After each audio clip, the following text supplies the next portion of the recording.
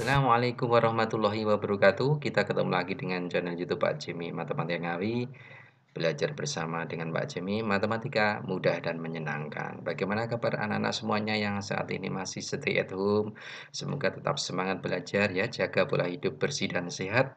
Kita berdoa di bulan puasa ini semoga wabah corona ini segera sirna dari muka bumi, dan bagi anak-anak yang saat ini menjalankan ibadah puasa, semoga diberikan kelancaran, kemudahan, dan ibadah puasanya diterima Allah Subhanahu wa Ta'ala. Baik, Pak Jimmy kali ini akan menjelaskan kita mengenai tentang materi kelas 8, yaitu ukuran pemusatan, yaitu khusus untuk menghitung rata-rata. Nah, kita akan mencari mengenai pengertian rata-rata dulu, yaitu rata-rata itu merupakan salah satu bagian dari ukuran pemusatan data. Apabila diberikan ada sekumpulan data, anak-anak bisa menghitung rata-ratanya. Misalkan yang sering kita ya dihitung itu, kalau misalkan anak-anak itu ulangan 5 kali, maka berapa rata-ratanya, itu bisa diperoleh jumlah dari data dibagi dengan banyaknya data. Atau bisa juga, ini kalau ditulis dalam bentuk rumus, dalam bentuk lambang matematika, ya adalah X bar. Ini X strip atas ini baca X bar, ini rata-rata sama dengan sigma XI, artinya data yang ke I, X itu data, dibagi N. N itu adalah banyaknya data. Atau bisa dijabarkan, jadi rata-rata X bar itu adalah XI itu berarti, sigma XI itu berarti jumlah dari data pertama, data kedua, sampai data ke N dibagi dengan N. Ini adalah pengertian dari rata-rata. Kemudian yang dari atas ini, rata-rata itu adalah jumlah data per banyak data. Jadi kalau misalkan ini mencari jumlah data, ya, yang atas ini jumlah datanya berapa, maka bisa dikalikan silang. Berarti rata-rata atau banyak data dikalikan rata-rata. Jadi dikali silang, banyak data dikali rata-rata. Atau sigma XI itu adalah N kali rata-rata atau N kali X bar. Oke, kita ada contoh ini ya, satu contoh, nanti bisa kita teruskan ke latihan soal. Contohnya ini ya. Rata-rata nilai ulangan matematika susulan dari 11 orang siswa itu adalah 7,2. Kemudian nilai ulangan Rom ini tidak diikutkan karena dia mengakui bahwa dia mendapatkan jawaban dari mencontek. Nah, nilai rata-ratanya menjadi 7,0. Berapa nilai ulangan Romi hasil mencontek itu? Jadi bisa kita kerjakan, nanti kita menggunakan yang ini. Rumus rata-rata yang awal, yaitu mengetahui jumlah data. Nih, kalau teknik Pak Jimmy gitu ya. Jadi yang pertama, ada 11 anak. Jadi kita cari jumlah dulu, data 11 anak. Jumlahnya berarti banyak data kali rata-rata. Berarti 11 kali 7,2 dikalikan 79,2. Sekarang, nah ini nilai ulangan Romi ini tidak diikutkan. Kalau nilai ulangan Romi tidak diikutkan, maka yang semula ada 11 anak akan berkurang menjadi 1 menjadi 10. Berarti kita cari jumlah 10 anak. Berarti 10 kali 7,0 yaitu 70. Berarti kalau kita ingin mencari nilai ulangan Romi, maka jumlah yang 11 ini kalau kita kurangi jumlah yang 10, tinggal jumlah satu anak, yaitu nilai ulangan Romi sendiri. Jadi 79,2 dikurangi 70, hasilnya adalah 9,2. Jadi ini ya. Oke, kita teruskan ke latihan soal berikutnya. Nah, ini ada soal yang berupa untuk tabel frekuensi. Nomor 1. Ada nilai 5, 6, 7, 8, 9 dengan frekuensinya 8, 11, 6, 4, 1. Frekuensi ini menunjukkan bahwa artinya ada nilai yang berulang untuk 5 itu ada 8 kali, 6, 11 kali, dan seterusnya. Kalau ingin mengerjakan seperti ini, maka tabel ini bisa kita tambah. Ya, yang bagian bawah kita tambah baris, kemudian yang sebelah kanan kita tambah kolom. Barisnya yaitu menunjukkan perkalian nilai kali frekuensi, kemudian yang kolomnya adalah jumlah. Jadi kita kalikan dari pasangan nilai kali frekuensi seperti ini, yang 46, 42, 32, 9, jumlahnya 189, jumlah frekuensi 30. Berarti rata-ratanya itu adalah jumlah data. Jumlah data ini berarti sama dengan jumlah nilai kali frekuensi. Jadi jumlah nilai kali frekuensi, jumlah banyaknya data berarti jumlahnya frekuensi. Maka sama dengan 189 dibagi 30 yaitu 6,3. 3. Ini rata-rata untuk yang nomor 1. Nah, sekarang kita lihat ke nomor 2 ya.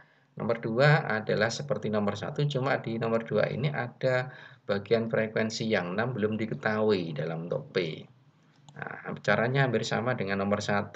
Jadi kita tambah lagi tabelnya yang bawah, yang baris ini, yang kolom juga hasil perkaliannya, maka ini perkaliannya. Tapi karena di sini masih ada yang berupa variabel P, maka pas pasangan 6 kali P, ya kita tulis 6 kali P. Kemudian jumlah frekuensi, berarti kita jumlahkan dulu yang selain P. Ini 4 tambah 14 tambah 12 tambah 2 adalah 32, terus kemudian ditambah T, P. Demikian juga yang N kali frekuensi dijumlahkan juga 232 ditambah 6P. Sehingga ini nanti kita buat hubungan dari rumus rata-rata.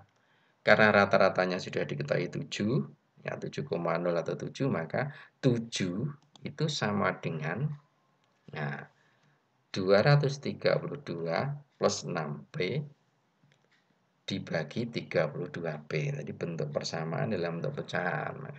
Untuk menyelesaikan ini maka dikali silang.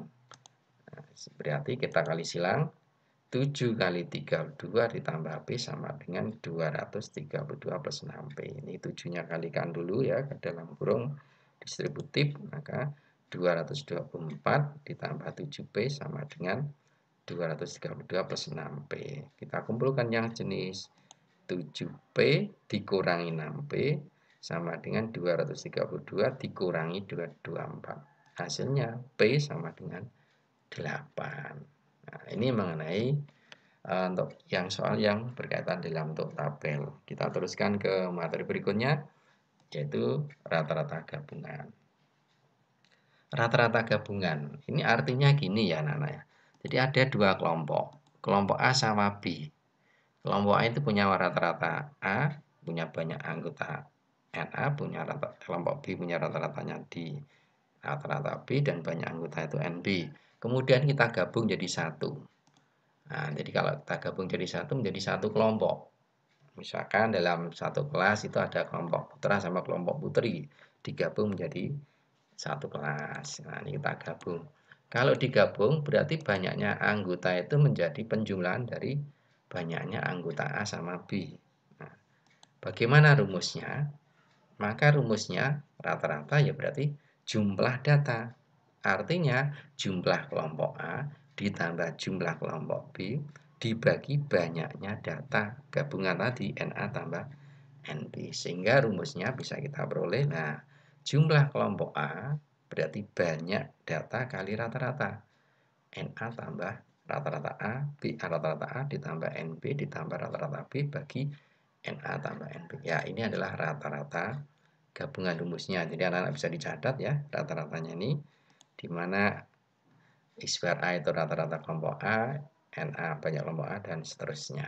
Ini bisa dicatat, nanti bisa digunakan untuk menyelesaikan soal-soal rata-rata gabungan. Oke, kita teruskan ke contohnya. Nah, contohnya adalah seperti ini. Rata-rata nilai matematika dari 32 siswa adalah 7,2. Jika ke dalam kelompok tersebut bergabung 8 siswa, rata-ratanya 6,7. Tentukan rata-rata sekarang. Nah, berarti ini kita ya buat dulu. Yang diketahui dulu adalah kelompok A ini misalkan 32, rata-ratanya 7,2. Kelompok B itu banyak anggota 8, kemudian rata-ratanya adalah 6,7. Kemudian kita gabung ya pakai rumus yang tadi. Ini kita masukkan pasangan banyak data sama rata-rata ya, 32 kali 7,2 ditambah 8 kali 6,7 ditambah banyaknya 32 ditambah 8 karena digabung menjadi 40 siswa. Kita hitung. Nah, ini kita hitung menjadi 230,4 tambah 8 kali 6,7 536 per 40. Berarti ketemu 7,1. Ini rata-rata gabungan. Oke, ini mengenai rata-rata gabungan. Baik, nanti semoga bermanfaat. Ya, nanti kita tunggu video pembahasannya. Pak Jimmy akan memberikan trik cepat dalam menghitung rata-rata gabungan. Kalau misalkan nanti soalnya yang dicari itu banyak siswa putra berapa, banyak siswa putri berapa, tidak menggunakan cara ini. Karena kalau kita menggunakan cara ini lama.